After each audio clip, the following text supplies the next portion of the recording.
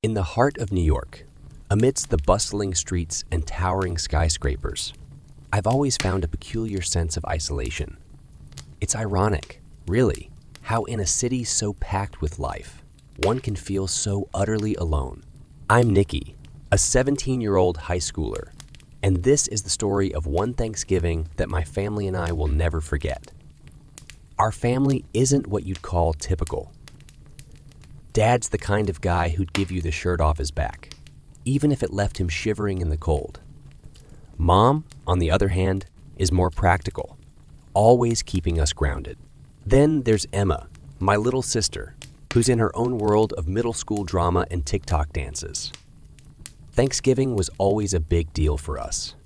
It's that one time of the year when we'd slow down and appreciate what we have. Each other. This year, though, things took an unexpected turn. It started off as any other Thanksgiving day.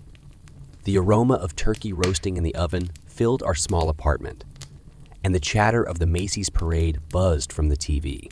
I was helping Mom with the stuffing, a recipe passed down from Grandma, while Emma was setting the table, meticulously folding each napkin into a perfect triangle.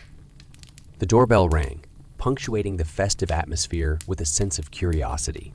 Dad, humming a tune, went to answer it. What I saw next made my heart sink. Standing in the doorway was a man, disheveled and with a weary look that told stories of hard times. Dad, with his ever-present smile, ushered him in, introducing him as John, someone he'd met on his way back from the store. Mom's smile faltered, a rare occurrence, and even Emma stopped her meticulous table setting to stare. John was a homeless man, and Dad, in his typical fashion, had invited him to join our Thanksgiving dinner. There was an air of discomfort that settled over our apartment. John was quiet, almost eerily so. He sat at our table, his eyes scanning the room, never quite settling. His hands were rough and calloused, telling of a life far removed from the sheltered existence I lived. Dinner was served, and as we ate, I couldn't help but feel uneasy. John's presence was like a dark cloud, casting a shadow over our family's warmth. He ate with a voraciousness that was unsettling, his focus solely on the plate in front of him. Occasionally, he'd clutch at his stomach, a grimace flickering across his face. I tried to engage him in conversation, asking about where he was from, but his answers were vague, almost rehearsed. There was something about him that didn't sit right with me. It was more than just the fact that he was a stranger in our home. It was a feeling in my gut, a sense of dread that I couldn't shake off. As the evening wore on, John excused himself, saying he needed to use the bathroom. Time passed and he didn't return. Dad went to check on him, only to find the bathroom empty and the window in our parents' bedroom, which we rarely ever opened, ajar. Panic set in as the realization hit us. John had vanished. The Thanksgiving feast, a time-honored tradition of warmth and gratitude, was unfolding in our small New York apartment. But the atmosphere this year was anything but festive. The addition of John, the homeless man my father had brought home out of compassion, had introduced an undercurrent of tension that was as palpable as the chill of the November air outside. We gathered around the dinner table, the spread of roasted turkey, mashed potatoes, and cranberry sauce looking almost surreal in the context of our current company. Mom tried to keep the conversation light, talking about Emma's school and my upcoming college applications. But it all felt forced, a thin veneer over the unease that gripped us. John sat there, a stark contrast to our family. His clothes were tattered, his hair unkempt, and there was a wildness in his eyes that I couldn't quite fathom. He spoke little, only muttering a brief thank you as he helped himself to the food. His eating habits were disturbing. He devoured his meal with a kind of desperate ferocity, as if it were his first in days. It probably was. I couldn't help but notice his frequent, almost agonized, glances towards his stomach. He would intermittently pause, clutching at his midsection with a grimace of pain or discomfort. There was something deeply unsettling about this gesture, a silent scream of some unseen agony. The silence at the table grew heavier with each passing moment, punctuated only by the clinking of cutlery and the muffled sounds of the parade still playing on the TV in the living room. Emma, usually a chatterbox, was uncharacteristically quiet, her eyes darting nervously between John and the rest of us. As the meal drew to a close, John suddenly stood up, pushing his chair back with a scrape that echoed through the tense air. "Bathroom," he grunted and shuffled away from the table. His abrupt departure was almost a relief, but it did little to dispel the cloud of discomfort that hung over us. We tried to resume normal conversation, but it was futile. The air was thick with unasked questions and what ifs. Minutes turned into an hour, and John didn't return. Dad's expression turned from one of concern to worry. He excused himself to check on John, leaving the rest of us in a state of anxious silence. It wasn't long before Dad returned, his face pale, a mixture of confusion and fear in his eyes. "He's gone," he announced, his voice barely above a whisper. "The bathroom window's open. He must have left through there." The news hit us like a cold wave. The open window in the November chill, the empty bathroom, the mysterious disappearance of this stranger who had briefly entered our lives. It all felt like a scene from a nightmare. But little did we know, the real nightmare had just begun. The evening after John's mysterious disappearance through the bathroom window, our apartment felt like a different world. The festive decorations seemed out of place, and the leftover turkey lay forgotten in the fridge. My parents had tried to brush off the incident, assuring Emma and me that John probably just needed some air. But I couldn't shake off the feeling of unease that had settled in my stomach. I went to bed that night, but sleep eluded me. My mind replayed the day's events over and over, each time stopping at John's pained glances towards his stomach. There was something sinister about it, something I couldn't quite put my finger on. It was past midnight when I heard it, a faint rustling in my room. At first, I thought it was just the wind, but as my eyes adjusted to the darkness, I saw a figure crouched in the corner. My heart stopped. It was John.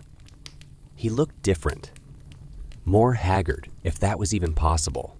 His eyes were wild, darting around the room, and his hands were trembling. He kept muttering to himself, words I couldn't make out at first, but as I strained to listen, I caught snippets, stomach, and can't stop it. I wanted to scream, to run to my parents' room, but I was paralyzed with fear. John's presence was like a suffocating force, filling the room with a sense of impending doom. Suddenly, he stood up, his movements erratic and unsteady. He staggered towards me, his mutterings growing louder. I could see now that his clothes were stained, and there was a smell, a sickly sweet odor that made my stomach churn. Just as he reached my bed, my father burst into the room, alerted by the commotion. What followed was a blur of chaos. My mother's screams, Emma's cries, and my father grappling with John. In the struggle, John's shirt lifted, revealing his stomach. It was grotesque, swollen and discolored, the skin stretched taut over something that seemed to move underneath. It was like nothing I had ever seen, a living nightmare. With a final burst of strength, John pushed my father away and bolted out of the room. We heard the front door slam, and then there was silence. We sat there, a family in shock, trying to process what had just happened. That night changed everything. The terror that had hidden in the shadows of our home had revealed itself, leaving us with scars that went deeper than the physical. The days following that horrifying Thanksgiving night passed in a haze. Our apartment, once filled with warmth and laughter, now felt like a tomb. The police came and went, their questions forming a monotonous backdrop to our shock. They searched for John, but he had vanished into the cold New York night, leaving behind more questions than answers. My father was a shell of his former self. The guilt of having brought John into our home consumed him. He barely spoke, his eyes constantly haunted by what had happened. My mother tried to hold us together, but the strain was evident in her tired eyes and forced smiles. Emma was the most affected. She refused to sleep alone, her nights plagued by nightmares of John and his grotesque, writhing stomach. I, too, couldn't shake off the image. It was etched into my mind, a constant, unbidden reminder of the terror we had experienced. A few weeks later, we received a call from the police.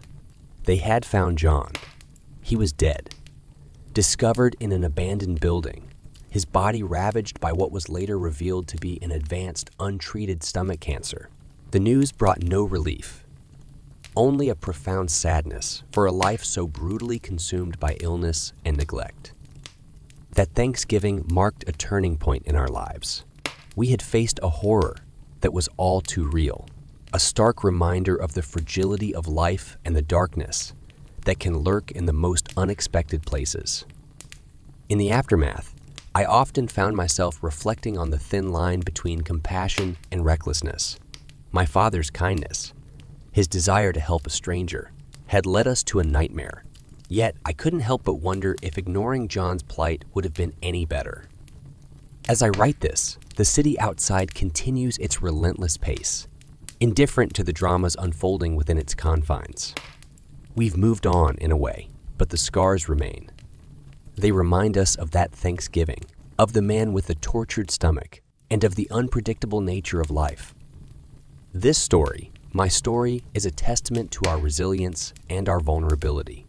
It's a reminder that sometimes the monsters we fear are not just figments of our imagination, but real, flesh and blood, bearing their own unseen horrors. The familiar routine of my daily life had always brought me comfort and stability, until that fateful day when everything changed. It had started like any other afternoon. The relentless drone of my trigonometry lectures had left my mind feeling stuffed, so I looked forward to unwinding after a long day of school. I sped through my chores, rushing to complete my chemistry lab report before dinner.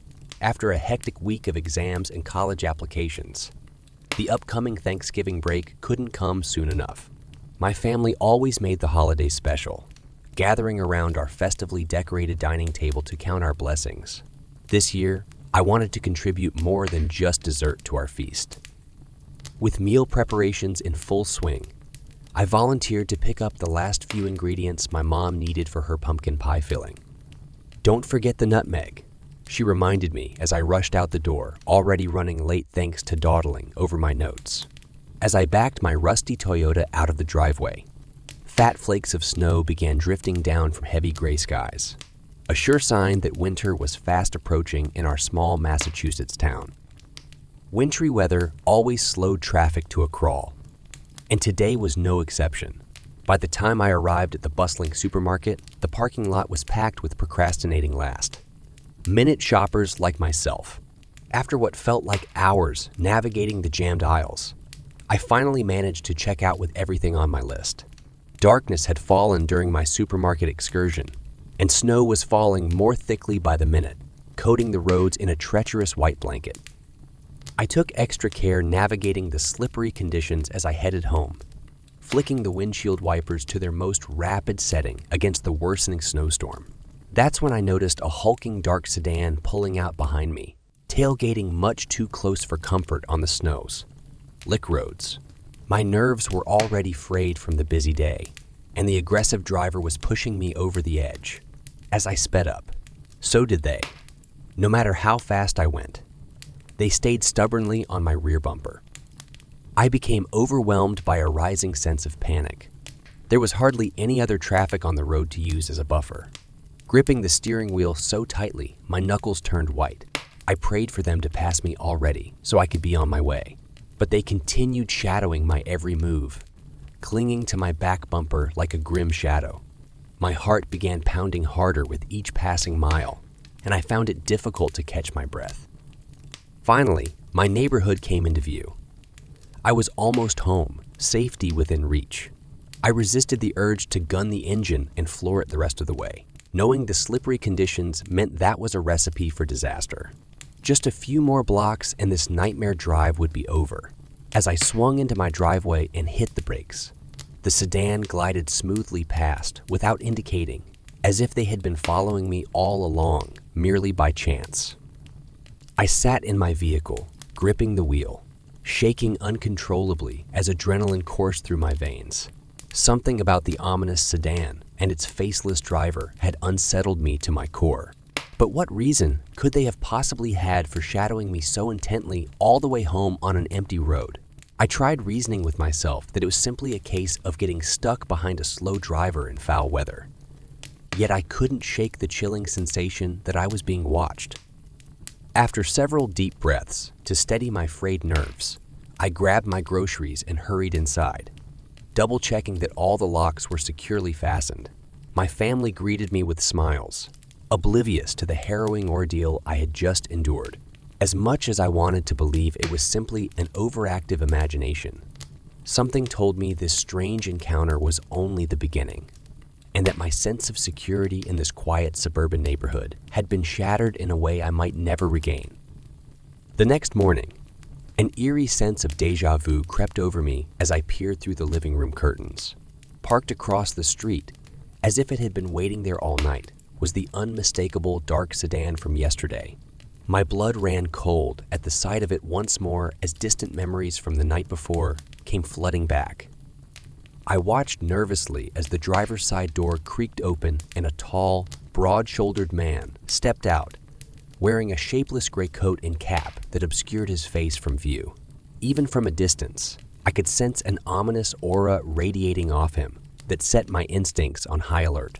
He prowled casually around our front yard, as if inspecting the property, reminding me of a predator sizing up its prey. Every muscle in my body tensed with flight or fight response, kicking in. Who was this ominous stranger invading the sanctity of our home? What did he want from us? My mind raced with panicked questions as I tracked his movements with growing unease. With methodical slowness, he seemed to scrutinize every blade of grass, shrub, and fixture, as if committing our address to memory for some sinister purpose I couldn't begin to fathom. When he glanced up at our home, I instinctively shrank back deeper behind the curtains, despite knowing he couldn't see me watching him from inside. Should I call out to confront him, run and lock myself in the bathroom, scream at the top of my lungs for help? My family was still sleeping peacefully, oblivious to the unfolding drama playing out right before my eyes. I didn't want to wake them unnecessarily if it turned out to be nothing. Yet deep down, I knew with gut-wrenching certainty that this was no random coincidence. This man had followed me home, and now he was lurking outside my door, sending my instincts into overdrive with a nameless terror I couldn't escape from, even inside the safety of my own home. After what felt like an eternity of prowling the perimeter, he slowly retreated back to the ominous sedan, as if satisfied with whatever information he had gleaned from his intrusive observations. My bones turned to jelly in relief that the immediate threat seemed to be gone, yet my mind was still swirling with unanswered questions that refused to abate. On trembling legs, I retreated to the kitchen to brew a strong pot of coffee with shaking hands, hoping the caffeine jolt might shore up my frayed nerves. As the percolator started gurgling with steaming liquid, my family began rousing from their slumber one by one, drawn by the intoxicating aroma wafting through the cozy farmhouse. Dad staggered in bleary-eyed, wrapping me in a sleepy goodbye hug before heading off to the barn for morning chores, as per his daily schedule. If only he knew the nightmare that had transpired right under his unsuspecting nose while he snored the sleep of the innocent. I struggled to hold it together, calmly pouring mugs of coffee while replaying the disturbing events on endless loop in my mind. How could I report what I witnessed to my family without alarming or embarrassing myself with outlandish claims? By the time Mom wandered in fresh-faced and cheerful, I had worked myself into such a state I could no longer contain the eruption brewing inside me, desperately needing an outlet. "You're not going to believe what I saw this morning," I blurted out in a rush, the words tumbling over each other in my haste to unburden the terrifying secret I'd been silently shouldering alone. Mom gazed at me with concern as I recounted with quivering voice the sinister lurking figure prowling our yard, as if sizing us up for slaughter. Her expression shifted from puzzlement to disbelief the wilder my tale became, until finally settling into gentle dismissal. "Oh, Sammy, I'm sure it was just a neighbor being neighborly. This is a small town after all. People look out for each other." She patted my shoulder consolingly, as if soothing a child overcome by imaginary monsters under the bed. "You've had a stressful week. You're probably just overtired. Why don't you take the day to rest, and I'll bring you some warm soup later, all right?" I knew from her patronizing tone the discussion was over before it began. My claim too outrageous to merit further consideration. Yet I couldn't shake the icy prickle between my shoulder blades, insisting that this was no mere specter conjured by an overactive imagination. Something sinister had targeted our household, and I was determined to uncover why before it was too late, and my family paid the price for discounting the very real danger lurking in our midst. With Mom bustling off to prepare breakfast, I stormed upstairs, choking back tears of frustration. Locking myself in my bedroom, I paced relentlessly, plotting my next course of action. This stranger had violated my sense of safety, and I refused to be rendered helpless any longer. It was time I took matters into my own hands to solve this disturbing mystery before it escalated from disturbing sightings to something even more sinister and unthinkable. I had to find out who this prowler was and confront them directly, while also proving to my family the very real threat they stubbornly refused to acknowledge was indeed no figment of my overwrought imagination. Going downstairs, I booted up my laptop with newfound resolve coursing through me, preparing to unleash my detective skills that had, up until now, been reserved solely for true crime documentaries. A quick search of our local community forums turned up nothing out of the ordinary, so I widened my search parameters, hoping for any clue buried among mundane online musings. After hours of combing through pages of suburban minutia, a glint of insight caught my eye that sent a chill down my spine. Could it be? Was the break I needed to crack this disturbing case wide open at last? That evening, over a tense family dinner, I recounted my unsettling online discovery. All eyes were glued to me now with rapt attention, as my discovery had stirred something visceral in all of us, shaking our complacency to the core. I laid out the connections I had pieced together, practically trembling with fearful anticipation as the full scope of what we were dealing with became chillingly clear at last. In the heavy silence that followed, I watched the blood drain from my parents' faces as horrified understanding dawned. Our family was in imminent danger from a deadly predator hiding in plain sight, and it was up to me to summon the courage to face him head-on before he made his next move to claim yet another innocent life in our once idyllic small town. The time had come to stop cowering in fear and take the fight to the enemy threatening to destroy everything we held dear. I steeled my nerves, knowing our only chance of survival depended on me confronting this sinister foe and ending his reign of terror, once and for all, before it was too late for us all.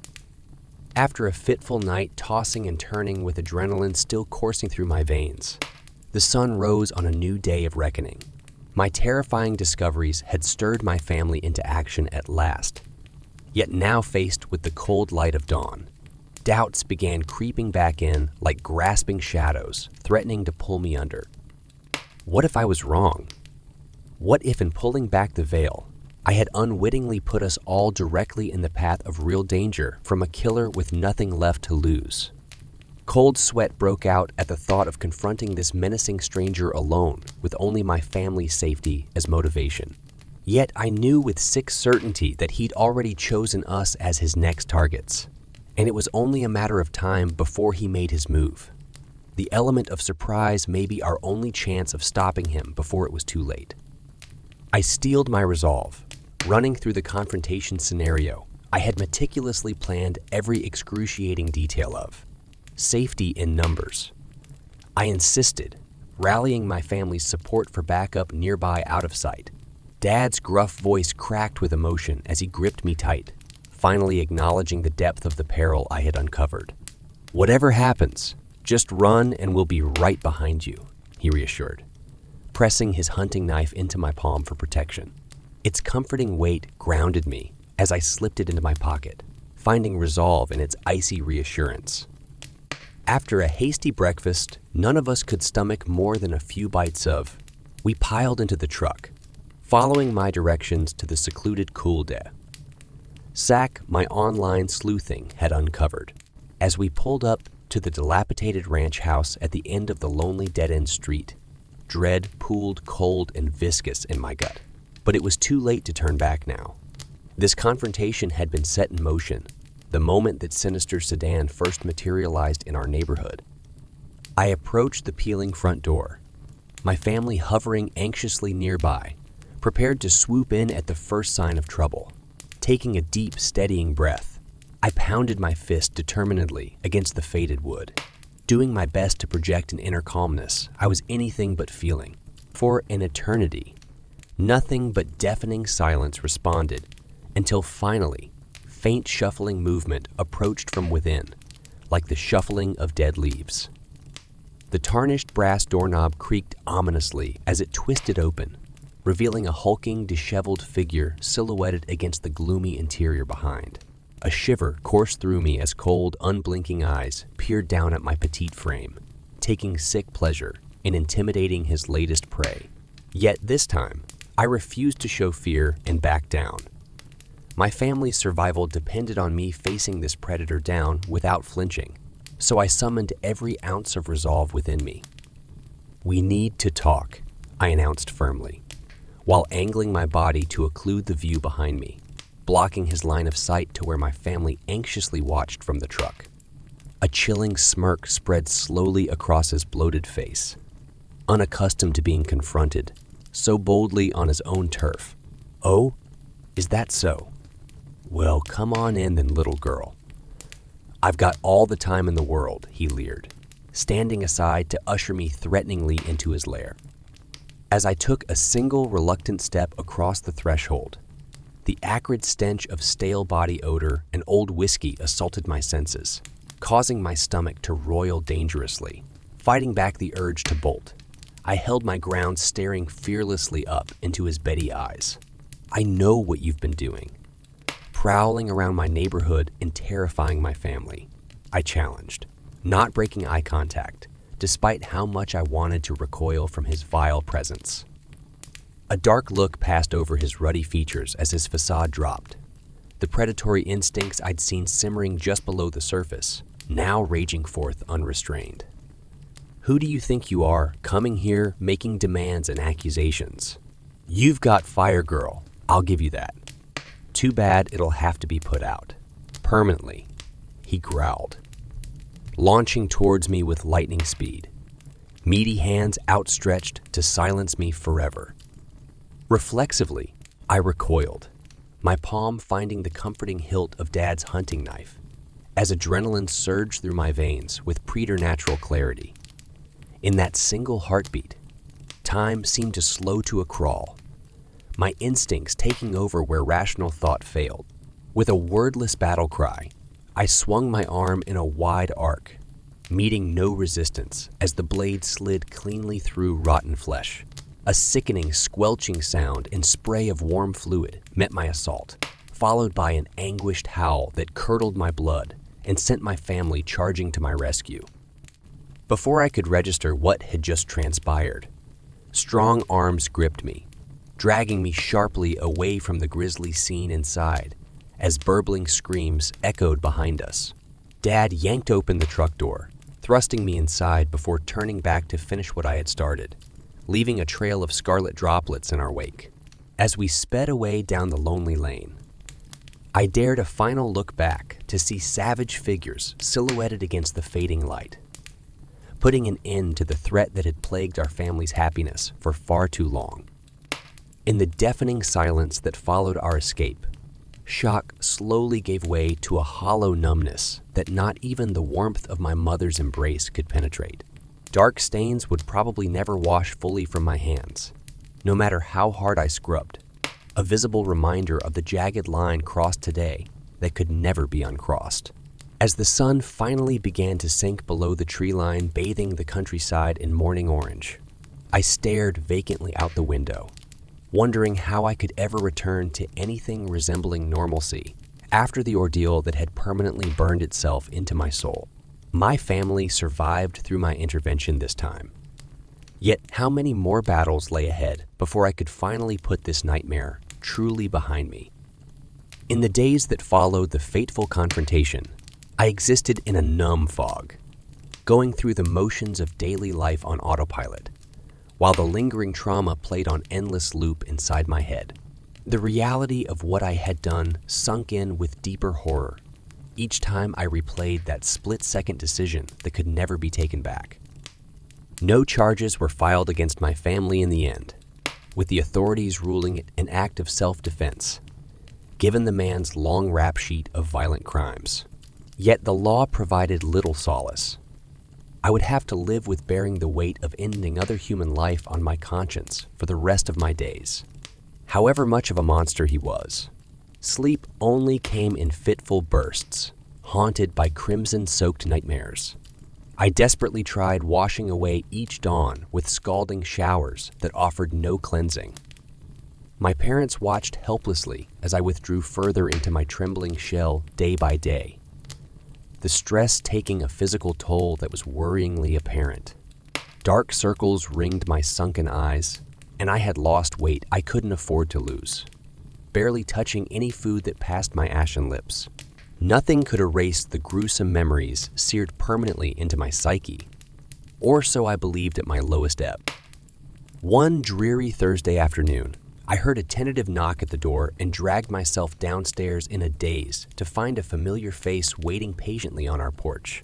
Mr. Wilson, my favorite history teacher, greeted me with kind eyes full of care and understanding beyond his years. He had stopped by to check on me, concerned for my well-being after my prolonged absence from school. In his gentle company, the dam holding back my anguish finally broke, torrents of tears flooding forth as I recounted the harrowing ordeal in a choked whisper between heaving sobs. To my surprise, he listened without judgment, letting me unload the unbearable burden I had been shouldering alone for far too long in destructive silence. His calming presence soothed frayed nerves as no amount of empty platitudes from well-meaning friends and family ever could. After I had cried myself hoarse, Mr. Wilson offered sage words of wisdom that began to lift the oppressive fog clouding my mind. What you endured was horrific, but you survived, and not just physically. Your strength and bravery saved lives. Now it's time to channel all that courage inward to heal. The past can't be changed. The past can't be changed, so focus on the present and future within your control. Dark times don't last, but people who get through them do. You have so much wonderful potential ahead of you still. His affirmation began to loosen the clawed grip of guilt and regret, allowing glimpses of a future beyond this ordeal to peek through cracks in my despair for the first time. When he left with a promise to check in, the dark clouds hanging over me had noticeably lightened their oppressive weight. I found renewed purpose, pouring through missing assignment work and old class notes in preparation to return to some semblance of normal routine again soon. In combing through lesson materials to catch up, something Mr. Wilson said that afternoon sparked an epiphany that jolted me from my lethargy with a renewed surge of energy. I had been so caught up in the aftermath that I never fully analyzed the details leading up to that fateful confrontation. What was the real motivation and bigger picture behind this man targeting my family? There had to be deeper connections and a larger thread worth untangling. Fired up with renewed purpose, I dove headfirst into piecing together the murky clues with a coldly objective investigator's eye. This time, rather than jumping to conclusions as emotion clouded my judgment before. Sifting methodically through records, both public and confidential sources helped prise open. A dark underbelly festering below the suburban veneer gradually came into clear focus. Chilling links between unsolved cases and familiar names, cropping up again and again, hinted at a widespread criminal syndicate, preying upon our vulnerability as easy targets under their radar. Could it be? A sudden frenzy gripped me as pieces snapped rapidly together, revealing a depraved criminal element that had grown fat and bold in our midst off the blood and suffering of innocents like us. My family and I had come very close to becoming just another nameless statistic in their ongoing reign of terror. But no more. This was bigger than just us now. It was about dismantling an entire corrupt system preying upon the vulnerable with impunity for far too long, right under everyone's nose. I had endured the flames and emerged steelier, carrying battle scars that fueled my resolve to see this insidious machine of evil grinding to a halt, once and for all, with or without the help of a justice system that had long turned a blind eye. It was time I took the fight directly to the enemy on their own turf, armed only with the bitter truth as my most powerful weapon. One way or another, this was ending tonight by my hand. Come what may. It was time to dismantle this criminal empire brick by sinister brick, and I knew exactly where to start. The farmhouse's weathered beams emerged from the gathering twilight as their minivan's headlights swept up the long driveway. For John Baker, returning to his uncle's rural farm for Thanksgiving felt like slipping back in time. Nearly there, he told his family crammed in the back. Sarah, his wife of 15 years, nodded absently while scrolling through emails on her phone. Their daughter Emma gazed out the window, lost in music from her headphones. John slowed the van, peering ahead into the gathering shadows. A shape loomed in his high beams. A dark SUV was parked at the end of the lane. Odd place to stop, he muttered. As they passed, the SUV's lights flicked on and it pulled out behind them. Dad, that car's been tailing us for miles, said Emma, headphones now around her neck. John glanced in the rearview mirror. The SUV's grille filled his view, headlights blazing too close for comfort. He tapped the brakes, hoping to widen the gap, but the SUV matched his speed, refusing to drop back. Probably just headed the same way as us, said Sarah, though her voice held an edge of unease. They turned into Uncle Sam's long driveway, gravel crunching under the van's tires.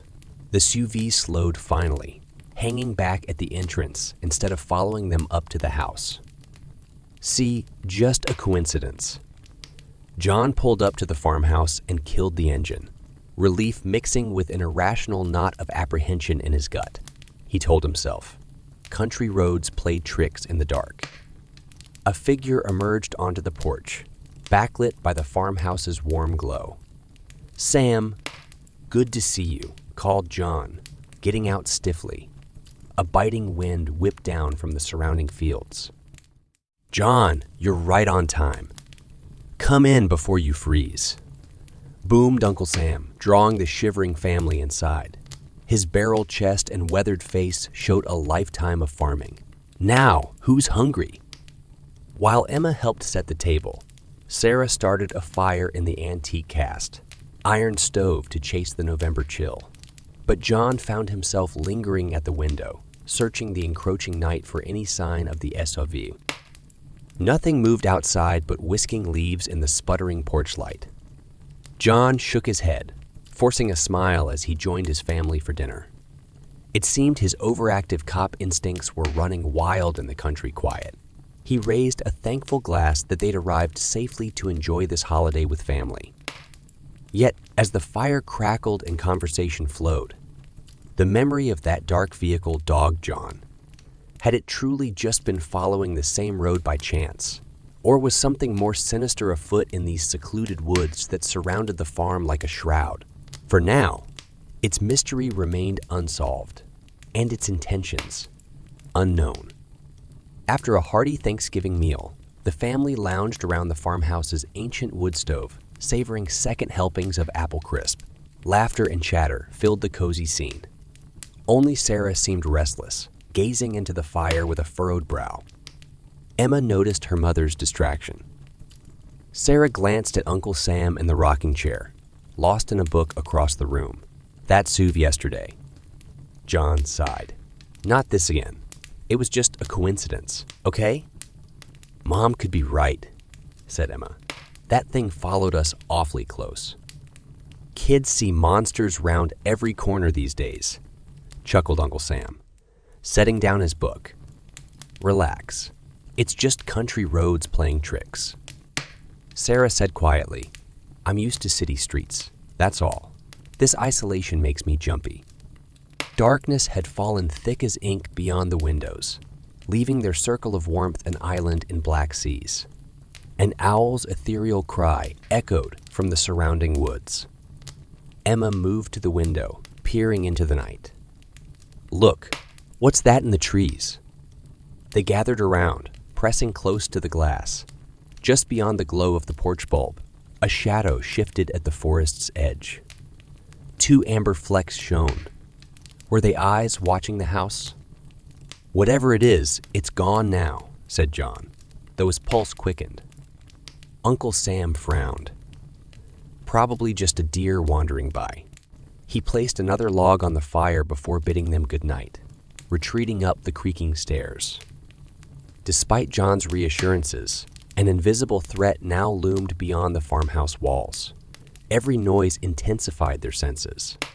The settling timber frame, an owl's whoosh of wings.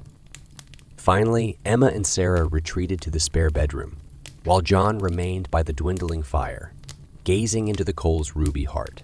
In its flickering glow, he replayed that shadow's furtive movements, unsettled by its familiar shape. Yet sleep claimed him eventually beside the dying embers. A grating scratch woke John with a start. Heart thundering, he checked his watch. Just past midnight. The sound came again from outside, dragging talons down wood. He roused the others and they peered through a crack in the curtains. By the back porch light, a dark form scrabbled claws against the locked door, leaving deep scores in the old oak. Canine but monstrously large. It lunged again, jaws snapping at empty air.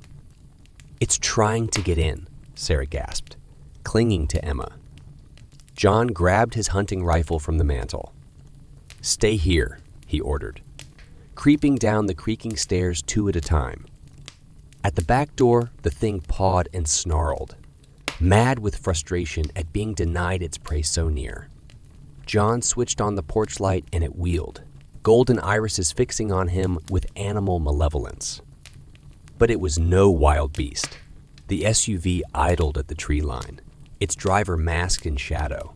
The hulking form turned and loped into the waiting vehicle. Tires spinning, it raced into the night, leaving the family shaken to their core.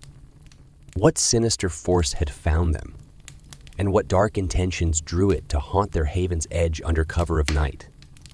The following morning dawned brittle and bright, revealing a world transformed in the night. Unfamiliar tracks crisscrossed the frozen lawn and forest floor. Some paw-shaped, others ominously humanoid. Over a tense breakfast, John radioed the local sheriff with their disturbing discovery. But alone with their unease, doubts crept in. What proof did they have but bizarre tracks in the mud? Perhaps their minds had spiraled in the dark. Uncle Sam tried lightening the mood. No need working yourselves into a tizzy. Let's give old Dobbin his feed and clean the stalls, get some chores done, distract our minds. Emma and Sarah set to scrubbing the kitchen while the men tended the horses. But restlessness dogged them like a shadow, and conversation circled back to theories with no answers. Returning from the stables, John spotted Sarah gazing tensely across the fields, worrying the kitchen towel like a talisman. He followed her stare to a glint of silver in the distance. Was that SUV parked along the tree line again? Please, not now, protested Sarah. Our nerves can't take much more. As evening fell, they barricaded windows and doors with whatever makeshift defenses they could find. A dresser, brooms wedged under the back door handle. Even eating by lamplight, they paused at every creak and rustle, jumping at shadows. Darkness descended complete, and the silence rang in their ears, each second stretching taut as a bowstring. Then in the distance, An engine snarled to life. Headlights sliced through the farmhouse walls as if probing for weak points. Tires spun and it raced off, circling the perimeter in increasing loops. They were being toyed with. The hunter was also the hunted, stalking its cornered prey. John's fists clenched around his rifle, finger tensing on the trigger. But he had no clear shot in the swirling blackness. All they could do was wait and watch for the next move in this twisted game. At midnight, it returned. A rhythmic scrabbling echoed through the old timbers, climbing steadily up the walls from opposite sides of the house. Eyes wide with horror, they realized too late. There were at least 2 assailants working in tandem outside. The family huddled together, praying, listening to the ungodly sounds mounting all around their sanctuary. John raised his rifle, his aim shaking as much as the farmhouse in the grip of unnatural forces. When would the breaking point come? Dawn broke to a still, colorless world. The eerie noises had faded with the night, leaving an unnerving quiet in their wake. Over a cup of strong coffee, the family debated their next move. John said grimly, "We need answers before this escalates further. I'm going to search the property. Sam, will you and the girls stay inside?" Emma protested, "I want to help find these creeps." But Sarah shot her a pleading look, and she subsided with a scowl. Armed and alert, John picked his way through untamed brush and bare-limbed trees, blanketing the land. Broken branches littered the forest floor where something, or someone, had crashed through. His pulse quickened when fresh boot prints emerged from the undergrowth. Following their trail, he discovered a ramshackle shed tucked deep in a glen. Kneeling, he examined dusty boot prints frozen in mud outside the door left ajar. Steeling himself, John lunged inside and froze in horror. The tiny space was a nightmare scene. Bloody implements and chains dangled from rusty hooks. Torn clothing and ropes coiled in filthy piles. A stench of sweat and rust clung to every surface. John retched, backing into sharp metal. He whirled to find a massive hunting trophy mounted on the wall. A stuffed wolf twice normal size, maw stretched in a soundless howl. But on closer look, he realized with nauseated comprehension. This was no wild canine.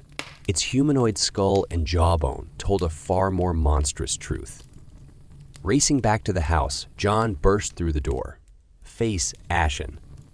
"Get in the van, now. We have to call the sheriff." Without questioning, the others scrambled to obey.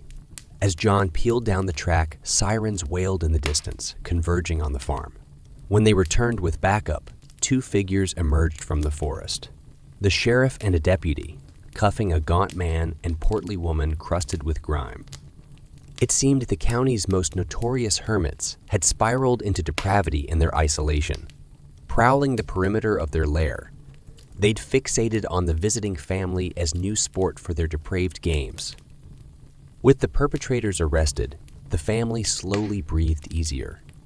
Gratitude swelled for their survival of this ordeal, and for having each other through darkness most deep. As they drove home that night, all agreed this was a Thanksgiving they'd never forget.